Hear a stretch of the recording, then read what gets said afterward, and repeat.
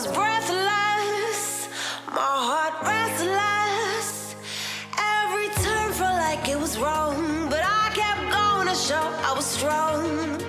Pushing to my own song, but you came, you made me see. Hello, it's me, Superstar DJ of Mindful Variety, with me mate Buddha. This is where all the magic happens, and I just wanted to introduce you to this video because it really got started. I just pressed record after one of our meditation meetings that we have every week, and it was just an organic flow really, and so it is like an authentic discussion that really got to grips with some gritty philosophical discussions, what we like with my good friend Simon, on the psychological insights we've gained through our experience of meeting the existential crisis of addiction.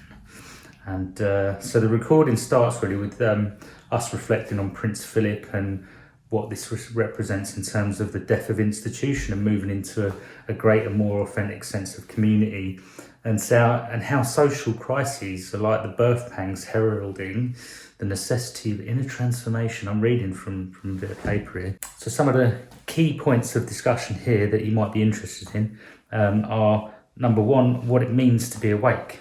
Waking up to some relies on accepting conditional beliefs about a particular social reality, whereas in Advaita, or non-duality, which is the spiritual understanding about the nature of the self that we're grounded in, it's about waking up to the reality of the self, not as a concept or an idea, but it's the space that is perceiving these words right now, hearing these words, seeing your screen, your nice lovely iPhone or whatever it is, knowing your thoughts and feeling sensations. So what it means to be awake. Another thing we cover in this is the illusory nature of knowledge, and the validity of knowledge being the degree of consensus there is on a set of beliefs or on an ideology. And the final thing that I think is probably something that is a particular theme here is understanding the ego, the most fundamental and inherent agreed upon assumption that there is in society in this world today, and that's in the context of our experiences of addiction and the growth that we've had through coming out of that. So if philosophy, psychology is your kind of thing, I hope you're going to love it. If you're anything like my wife, you'll probably think it's a load of old waffle, but horses for courses, in it. Peace. Start seeing through these things, start seeing them as, maybe there's another way to do this rather than guns and flags. I don't know. And all that it's not like, okay, fuck, you want to go and get a gun, you want a flag, get a flag, put it half mast, 3/4 mast, full mast, whatever you want to do, but it's the representation, it's the symbolism. And then all the, the Northern Ireland thing, it's like, it's not, it's hardly qualifies as a peace process. Where's the peace gone? It's gone to rat shit. It's because the peace was never there in the first place, because it wasn't the peace that we talk about. It was a structural concession. It was a conciliation. There was nothing structurally fragmented about it. It was once again where symptoms are taken to be causes and conditions. This, I think, is one of the major problems, if I'm honest, is where symptoms and expressions are thought to be causes and conditions. So you think you're treating the root cause, but all you're doing is dampening. It's like whack-a-mole, basically. All you do is dampening down or partially reconciling or concession or conciliation to violence. And so I think, it's maybe, these things have to flare. It's like, these things have to flare. The pain has to come. It has to it's always darkest before the dawn. And maybe it just has to get really, really fucking dark before the dawn's contrast becomes apparent. I don't know. Well, certainly what happens in our case. Yeah, for sure. It's micro and macro, isn't it? In addiction, you know, until it And so this is why maybe there is greater opportunity in those that meet existential crisis, personal crisis, addiction, mental illness, because then there is that you're forced to then confront the nature of the true nature, like you're saying, the causes and the conditions, rather than the symptoms. It becomes a gift. And this is what I think. You're right, absolutely. It's like, those, what's the phrase, it's an old phrase, I don't hear these things much anymore. God rarely becomes a reality unless it becomes a necessity. Normally it's not a sort of free and easy choice of, today I'll find God. Everything's all right, but today I think I'm going to find God. I would say 99 times out of 100, it don't work like that. You're right. The suffering's a necessary prerequisite. Otherwise, I think you remain in this unconscious devotion to other things, that are, ultimately there to distract you from this low level dis-ease. It's like, well, these things can distract me. Going to the cinema.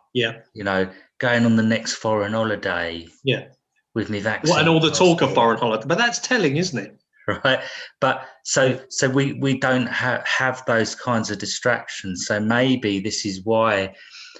And I think if you watch any kind of classic sort of apocalyptic movie, it does foretell that pandemics would necessarily cause unrest, because that unrest really is from within. There's no more distraction. There's no more distraction for people to be just kind of anesthetized against the unease which is within themselves. And so what have we got? More time with people on furlough to focus on that unrest, but then outwardly project it and say, it's this person's fault, that person's fault, blame. And for real, I mean, there are some of those things need to be addressed.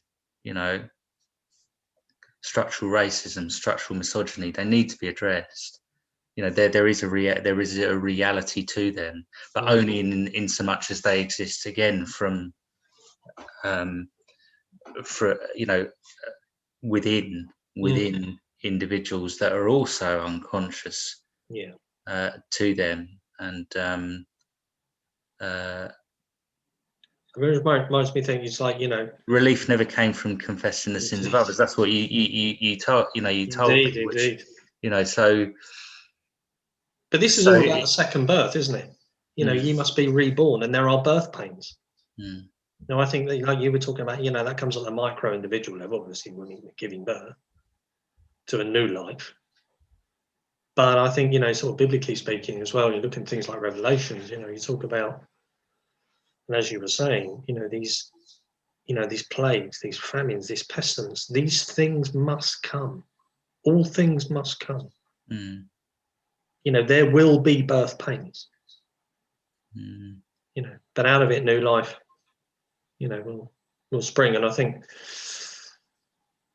just hope it's not some horrible, drawn out. I mean, what do I hope? I didn't even say no. I hope. It will be. We have something I think very precious.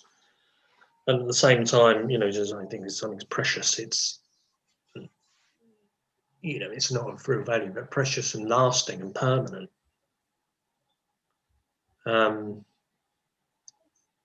I think it's also a question of, it is what you say, but it's also how you say it. So I think I think it's fair to say there is a significant duty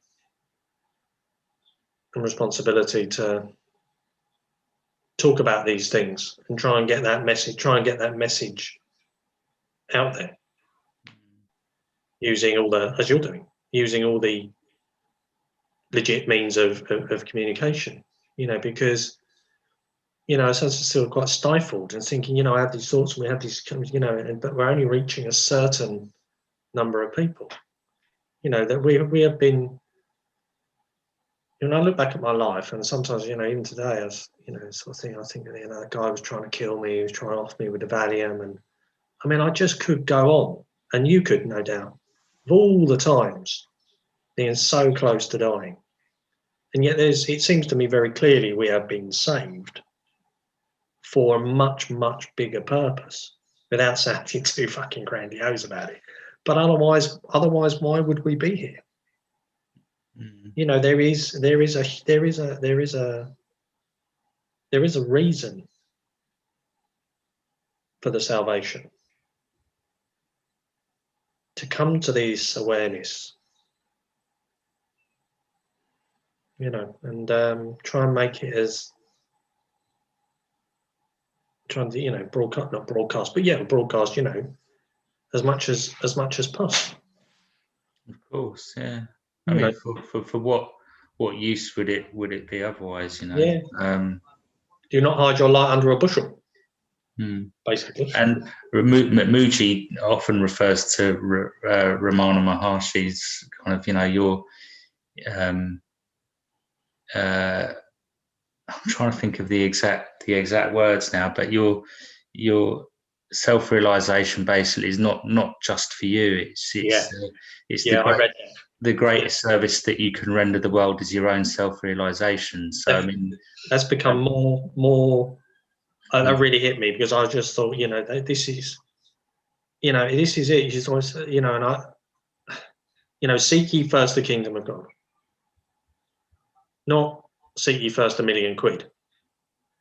Seek ye first the kingdom of God, and all things will be added unto you and to others. And it's like, this is. But this is the seduction: is the ego constantly saying, no, and it's not like, it's not this way. That isn't the way. Before you can do that, you need to understand X or Y, or you need to read a little bit more spiritual text. It's like, I think you and I know enough. The black marks on the white page are ultimately, we've had that grounding. That grounding's been given. Think of all the stuff you've read. Think of all the things I've read. Start in many ways in The Power of Now. I think the big book. They were the two key texts, and they led on, didn't they? They led on. And then I hadn't read the Bible in years. I read all the Bible, and then Tibetan Buddhism, and obviously you get into the Advaita, and you get to the dual and non-dual, and then you find out it's neither dual nor non-dual. And it goes on. The layers keep unfurling.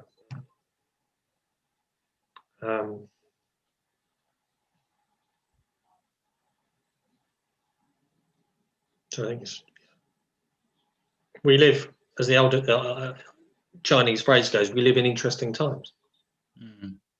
May you live in uninteresting times. But I sometimes feel like, activists, people who go on marches. I think you've been on a few marches and stuff. Yeah, I have. Yeah. Well, I sometimes think, it's like, I know that is creatism. I know that the more I, this hand represents one ideology and this hand represents another ideology. The more I push that, the more it pushes it. I mean, I know that.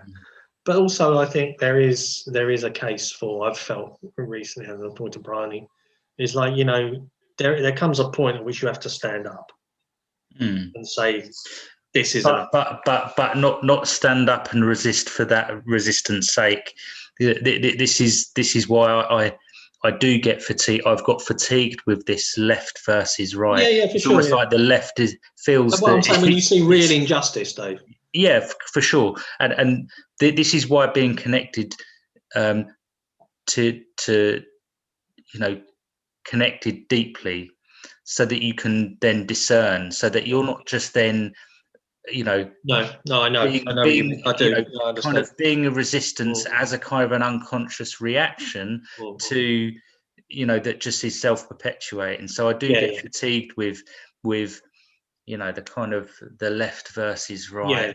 It's not going to help. There's not going to be a political solution. The typical predictable boring reactions to a 99-year-old has died, blah blah blah. I'm like, that's fatiguing, because ultimately he is still a human being. Of course.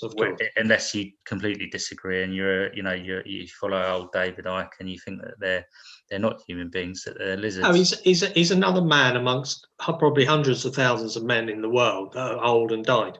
Yeah, and I think because they're a focal point, it does connect a lot of people with human aspects of loss. Again, maybe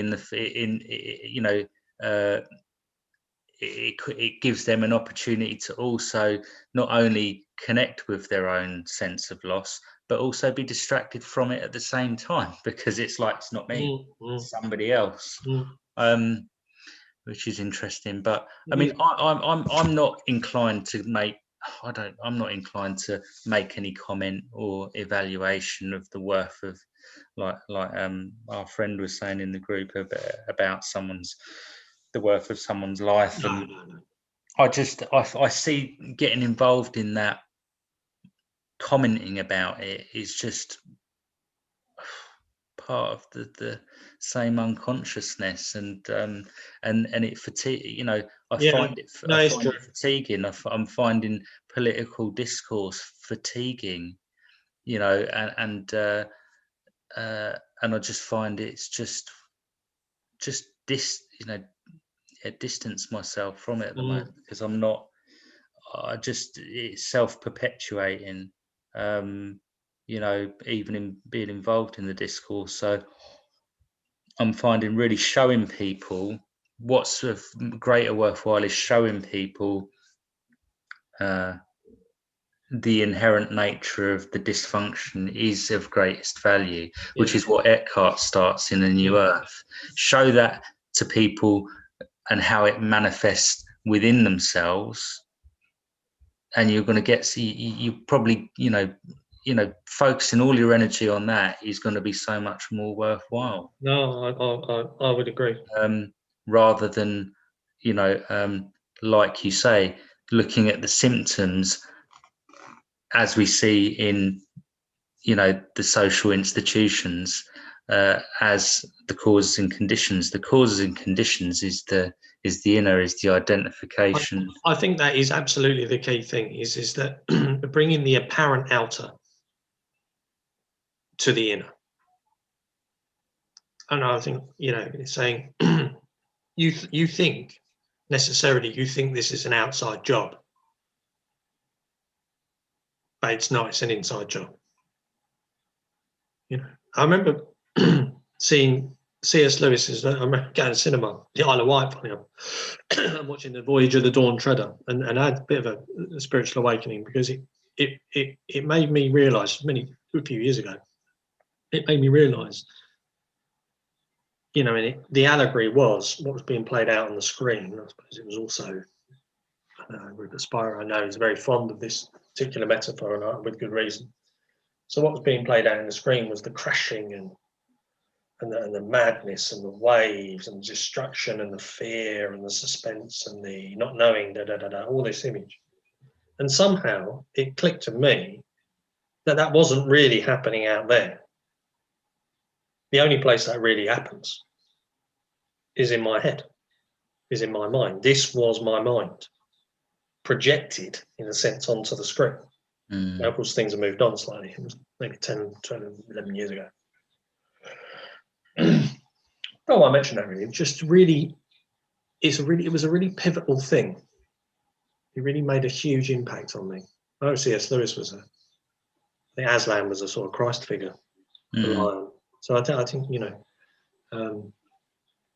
but yeah, as was it, as within, so without, basically. People, I think that the core misbelief is that it's as without, so within. I think that's why Jesus and other people are so. It was so vital to insist on a certain attitude, a certain state of mind, a certain serenity. You know, it's just like you said, the spirit giveth life, the letter killeth. You know, if the spirit giveth life, then the letter will make sense. The letter will be vivified. The letter will, you know, you can say what you like, but it will be, you can use all the wrong words, like you were saying about Shane, all the wrong language, all the wrong, in inverted commas, words, all the wrong this and that, all the unfashionable language you like. But if the spirit's right, that will take care of it. Yeah. You know, and there was an injunction to the disciples who said, you know, they'll have you up. They'll have you up, you know, and be threatening you and flogging you. You know, what's the word? Flagellate, you know, beating you basically, scourging you, and asking you all manner of this and that. He says, but don't worry now about what you're going to say. Don't think about what you're going to say. You'll be given the right words. They will come to you. You know. I think you know, certainly in the past, not so much now, but where the thousands of conversations I'd had in my head about they were going to say this going to say da da da da da da da da, you know, and that was the voyage, that was the screen, that was the boat, the ship under extreme distress, being tossed hither and thither and crashed about and planks all breaking, but ultimately moved into calm waters, ultimately was okay, got repaired, you know. So I think, yeah, what you're saying is that you know, that's what people like, I think Jesus and Buddha and all great teachers have been calling us to inhabit, is that stable presence, energy. Yeah. You know, Christ consciousness, Buddha consciousness, Buddha nature, which is that place of stability that is already present but has been overlooked through misidentification with, you know, other things, and so getting involved in the world drama, and I've done it myself, sometimes thinking that something is worthy of, and there are, you know, worthy causes, and but it's more important that I go in with the right, that we attend to these things with the right energy, without that energy of kind of reactivity and I think it's conscious resistance and condemnation as well. It's self-righteous. It's self-righteous indignation. And also, I think, you know, you talk about reaction. I think that's absolutely right. But it's about, you know, it's a bit like the difference is like, you know, the quality of the action between, you know, reaction and response. You know, so it's like I can the ego reacts, but kind of God responds. You know, and I think that's really that for me is an important distinction. But you're right. I mean, and also I think there are hundreds of thousands and millions of people that are well up for getting right involved with the worthwhile causes. It's their thing. It's their vibe. In many ways, it's horses for courses. You know, there's plenty of folk doing that. And I don't think another voice, because in a sense, once you decide, you're right, once you decide to get involved, once you decide, you're in the game and you're overtaken by the discourse game. You're overtaken by the ideology game because you've decided, you make a decision to enter into it. And it's like, you know, and it said, you know, be ye not conformed to the pattern of this world. And there's a patterning. And I think, you know, but be ye transformed by the renewing of your mind. You know, that metanoia, the Greek for repent, beyond mind. That is what it is, I think, to repent. Is to be metanoia, is to be beyond mind. Because I go on that just as a way in to kind of really quantify what you're saying, is that patterning was existing within a particular pattern of thinking around pandemic and my resistance to restrictions and you know, that had, I think I'd responded to that pattern of conditioning, and I was involved, and the same people would comment on what I'd written, and you know, and of course that fed more of the same content that would come to me. And it's like the face, you know, then you know, and there were some legitimate injustices that I was, you know, bringing into, you know, elevating and amplifying, you know, the injustices of people that have been separated from family in the most traumatic times of their life. Absolutely. Obviously, the death of my own mother was an example of that, and for sure. there was something for me to share. And I wrote to the Joint Committee on Human Rights because they were asking for people's experience of how pandemic had impacted on people's rights and deprivation of people's contact with family and love and the needed support. It was cruel. And it was cruel, and it's, you know, it still is. And but there was also an aspect of that which kind of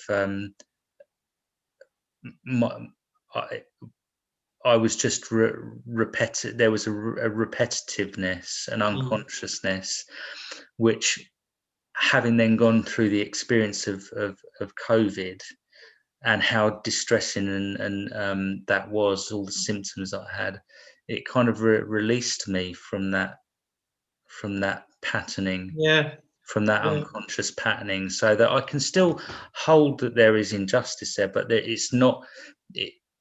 I'm relieved from the I think from the unconscious identification, tyranny and sort of personalization of it. Yeah, that's it. Yeah. So there's a greater kind of acceptance that, you know, a less personal energy to it, I think. So and a realization that this kind of like this versus this mainstream media narrative versus truther community, alternative community, they're both really the same side of different sides of the same coin. That's the misstep. That's the misperception. Is that they're qualitatively different and they're not. That's the big misperception. They're structurally different, but they're not. Each one saying you don't care, you know, and each one trying to, well, certainly the truther alternative community probably a little bit bitter about the fact that their stories and their ideologies are not as convincing as the mainstream media's, and you know, they've got their own moral totems that give them credence, you know. And I was you know, seeing how this one post that I was of a friend who's very much into that sort of alternative view, not conspiracy theory, but conspiracy reality, you know. And but there's the same gospel holding to those truths as gospel, in the same way that some people will hold to everything that they're told via the mainstream media as gospel. And so it's like, well, they're both reflections of the same total allegiance to a particular ideology. And so this guy that shared, as it, you know, I think the mention was COVID is a hoax, COVID is fake. And this guy said it's not. He just said a few words. He said it's not fake, and then got castigated for it. Is that a word? Castigated? Yeah, castigated for it by various people, and a few people put the laughing reaction emoji. You know, what, in response to it? It's not fake. You know, and I'll wake up and all that kind of thing. You know, and get woke. and this guy said, well, my mum nearly died from it. And then from then on, these comments were like, but she's still alive, and oh, but this and but that.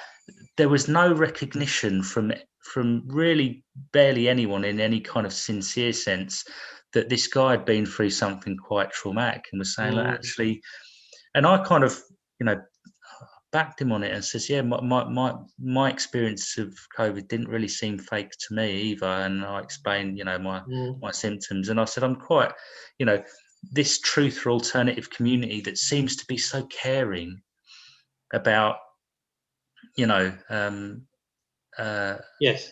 about people, I think their thing seems to be on, the child trafficking issue, which they seem to be, the superior moral high ground that they seem to appeal to, as why they're involved in trying to kind of justify their intolerances and their lack of concern and consideration for people that have gone through one particular form of suffering, i.e. the COVID suffering, which is it's all very bizarre. It's always someone, giving some sort of higher appeal to a particular morality that they feel is justification for.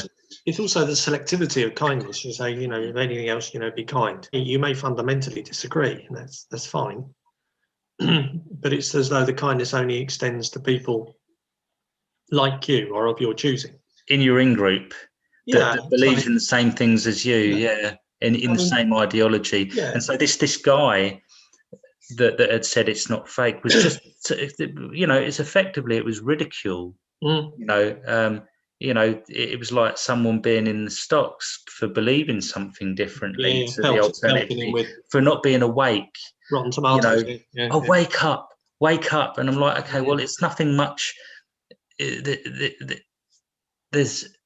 doesn't seem to be much wakefulness about somebody that can't even connect with or empathize with a guy that says, actually, I've had a pretty real experience of COVID, and I was I was actually one of them who previously may have not really considered or been considerate enough of those who had suffered due to the suffering caused by COVID, and now having had my own experience, I felt it was kind of like, actually, there's something wrong about your truth alternative community approach to this as well, and I'm no big fan of mainstream media and their lack of criticality, as we've already discussed, but I'm also no fan of somebody that is constantly trying to find an angle. Sometimes, as I've said, Freud said, sometimes a cigar is just a cigar. It is what it is. COVID's a freaking terrible illness, and terrifying on a personal human subject. In your case, it has been. This is the problem. It isn't the problem. It's the facts on the ground is that I think a third of people have COVID. They don't even know it, and the very vast majority, I think it's fair to say, who get COVID end up, they don't get it very badly. You know what I mean? So it's like, but of course, some people, you get it quite badly. Some people get hospitalised, respirators, and they end up dying. So it's like, it's a bit like, it depends what you class as your experience. You're talking about your personal experience. It's like the COVID was quite debilitating, quite scary. For a lot of people, their personal experience of having COVID will be worse. A lot of people, a hell of a lot of people, will be much, much better. It's like, well, it wasn't actually that bad. And a third of people don't even know they've got it. There are no symptoms. So in effect, there are no symptoms. You haven't got it, have you? Effectively. You've got it in terms of transmissibility, but you don't feel you've got it. So, I mean, it's, so it's about trying to sort of gain a sort of collective, more holistic sense of what's going on. It's just like one thing to say, COVID doesn't exist, was just silly, because it does. I mean, it's quite clear it does. Go to a local hospital. Perhaps not now, but certainly a few months ago, and you'd see the reality of it. But of course, the response and the messages around it. Now, there's something else. And this is where these critical, truther, alternative, community-minded people couldn't. They were conflating the reality of an illness with the injustice of the response and the measures, the proportionality of the measures. And this is what I was again, it's an absence of criticality. It's an which you get all the time because it's an easy message to sell. Sorry, Dave.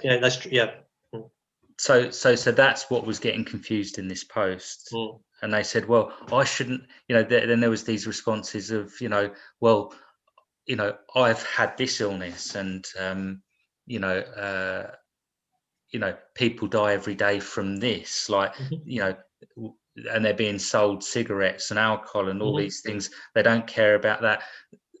You're talking about, proportionality and, this is definitely a valid conversation because it does feed into what governments care about. But what they were then saying is that money. They were confusing the argument. We're not. You can't say because of the injustices of the measures employed, and actually there isn't same concerns given for reducing deaths from cigarettes and by banning cigarettes. That's all fine. They're valid arguments, but they're you can't then. That's not a valid argument to say that. COVID's COVID, booze is booze, and fags are fags. I mean, so there was this confusion of argument and of logic, and it was just, and then I began to say, okay, these people that class themselves as critical thinkers actually can often be fraught with the same illogic that they propose that they're. I think it's also what stymies and stifles a true critical ability and a critical edge is when you have the anger and a sense of self-righteousness, and you're tuned in to a particular pattern of believing. So in effect, I suppose we might be talking about closed-mindedness.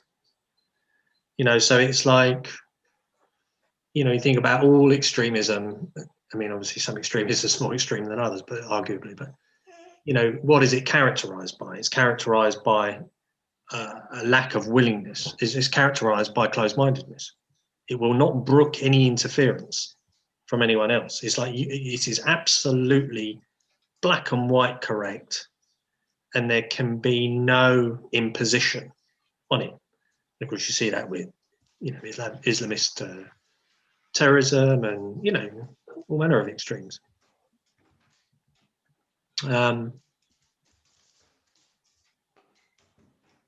I think in order to be genuinely critical, you do need an open-mindedness in the same, in perhaps structurally in the same sense of difference between reaction and response is that, you react, egoically you react, it's unthinking, it's instant, it's emotionally driven. And of course, it's motivated by someone else saying something that's opposite to what you're saying. So you're identified, rightly or wrongly, you're so identified with a position that you can't observe the position. So that's really what I think criticality is. It's observing and unpicking and unpacking your position. And in fact, I think the criticality... That's it. So that's what I discovered. The truth for alternative community is blind to its own position. Yeah.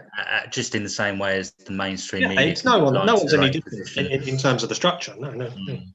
And there was something about having the experience of the COVID illness that kind of allowed a broadness of seeing of that, of how positions had been held to, and it was almost like a release from position. But of course, then you get branded as not woke, not awake. We're awake. We're the chosen. This is the approach. I'm seeing this pattern of like the same thing that goes on through history of like being the chosen ones. We're awake. So many people waking up.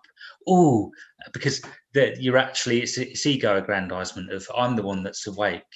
But what we're talking about, the way in which people use that term awake, wakefulness, is it seemingly these days very much in a kind of like a awake, in a sense of awake to social injustices, so that it's kind of a wakefulness that's still very conditional on believing in a particular ideology or morality, whereas in self-realization, in non-duality, in Advaita,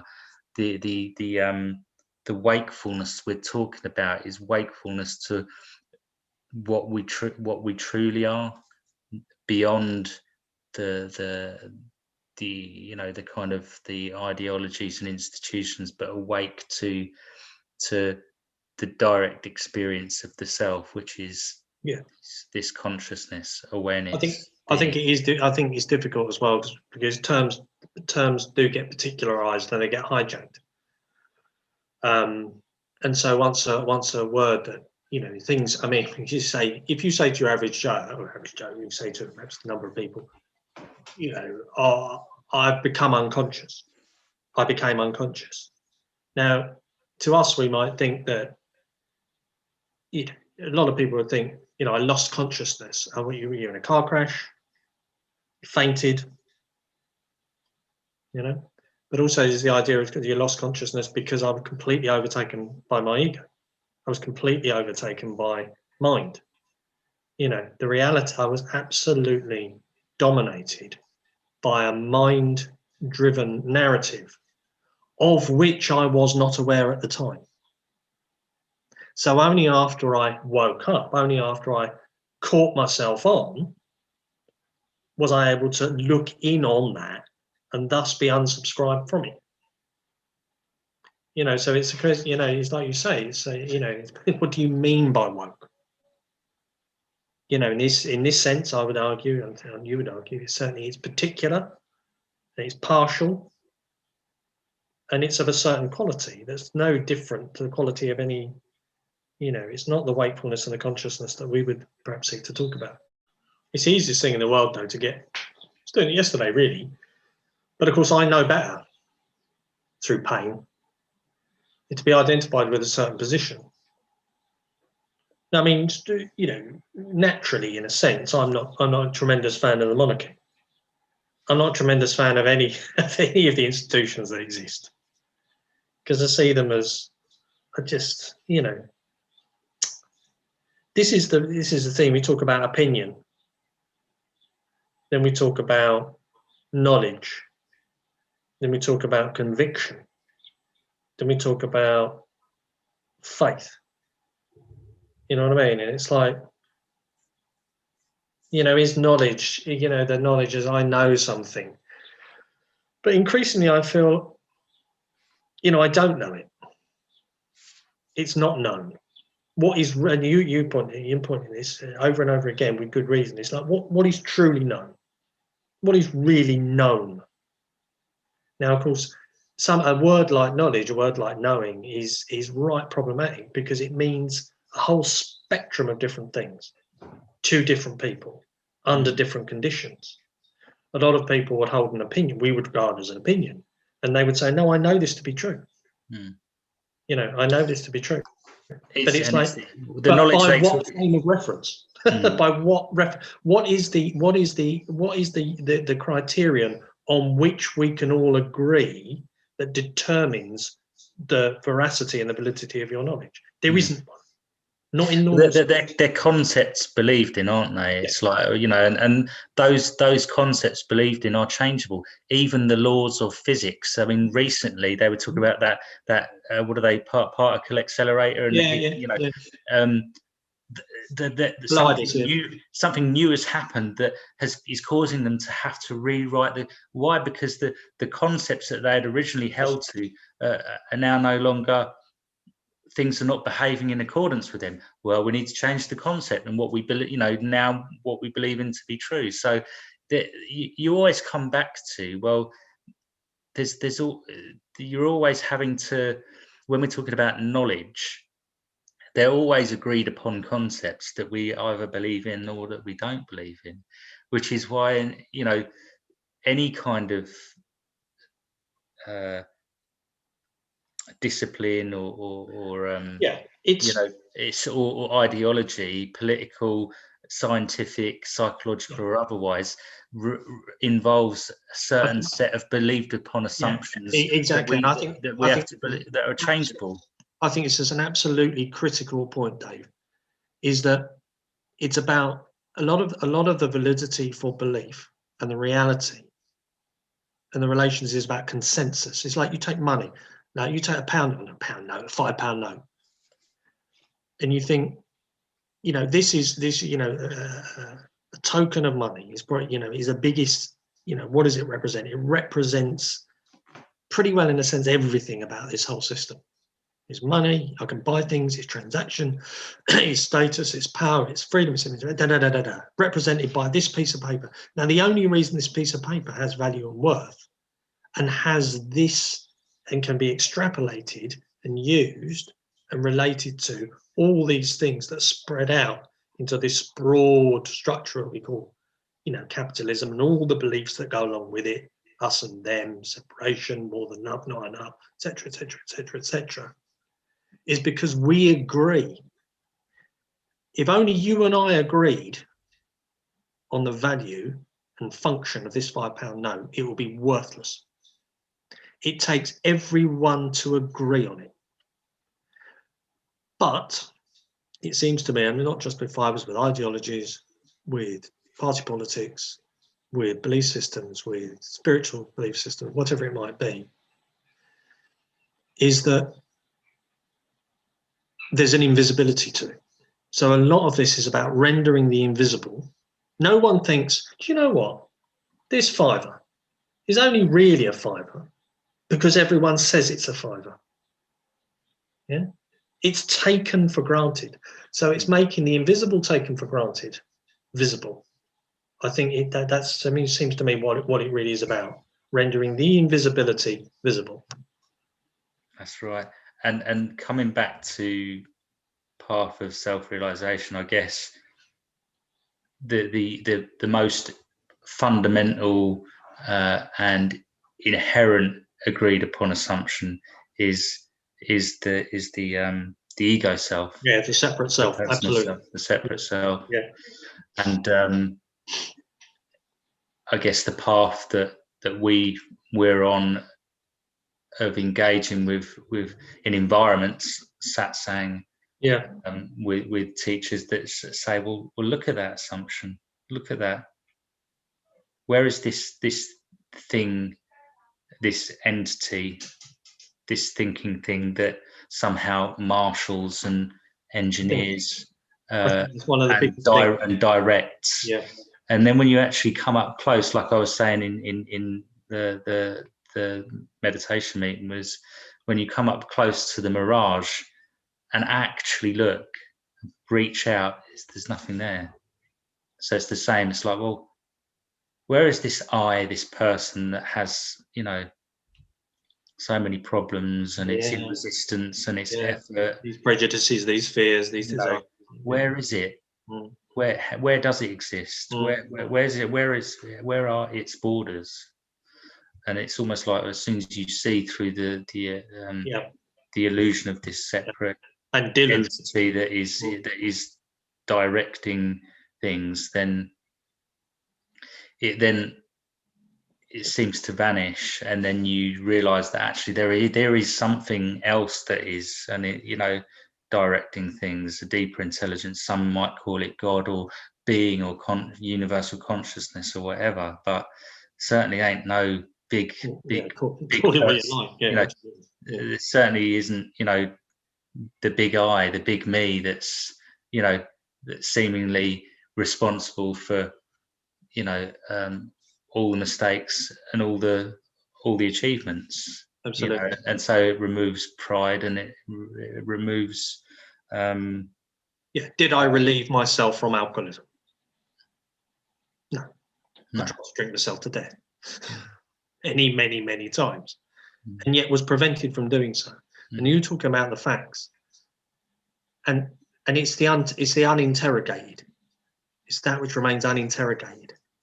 It's facts or assumptions masquerading as knowledge, masquerading as fact. And it's only when you get up close and personal, indeed impersonal as the case may be, can you start to see these things. But it does require a fearlessness. It does require a courage. And when you see it, this is, see clearly that there isn't this personal entity driving it. The patterning, the habit, certainly in the case of addiction, seems to cease. There is no longer this sense of me being the one that needs to control the habit of drinking. I was never in control of that patterning, that habit. I could never stop, and once I could see clearly that, then actually the patterning seems to cease. It doesn't seem to continue to repeat itself. No, it takes time to degrade, there's no question, because habit is very, very, very powerful. And thought is so swift and so subtle, yet so powerful. It draws, people rationalize genocide. In one mind, the death of whole races or whole groups of people is justified and rationalized. Such is the power of the mind left unobserved, left unchecked. I'm just even talking about Hitler or someone being Stalin or whatever, being a Pol Pot or whatever, has been an extreme case. But it's important for me to hear, and I think important for lots of people to accept, that it's on a sliding scale. There's no structural difference between me and any one of these murderous, insane despots. Not really. Not structurally, there's not. Only in terms of the intensity and the unbrookability and the unobservability of the ego is there any difference. That's how it seems to me.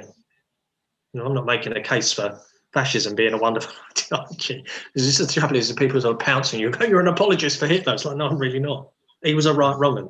I think we can accept that. Yeah. The point I'm making is we're making, hopefully, is a much bigger, broader point. Because otherwise you get immediately into, it's the old one. I like to read a murder mystery. I like to know the killer isn't me. It's them, it's that lot, him and me. Well, therein lies the issue. Therein lies the problem. Mate, I'm going to have to go. Me too, mate. Aldi, Lidl. What am I saying? Aldi. Lidl beckons. Lidl on price. Simple as that. Big on quality, little on price. Lidl on price. An absolute gift. I could have come up with that. Gift. Is that where you usually shop then, Lidl? 1 week Aldi, 1 week Lidl. I like to mix it up. I'm very rock and roll with my shopping, David. Very rock and roll. Sometimes I buy fat-free yogurts. Sometimes I buy low-fat. Sometimes I buy mature Gouda. Sometimes I'm buying another French treat. That's a Gruyere Reserve. Ooh. I don't know. I'm crazy. I don't know what I'm going to do until I'm there. But I kept going to show I was strong, pushing to my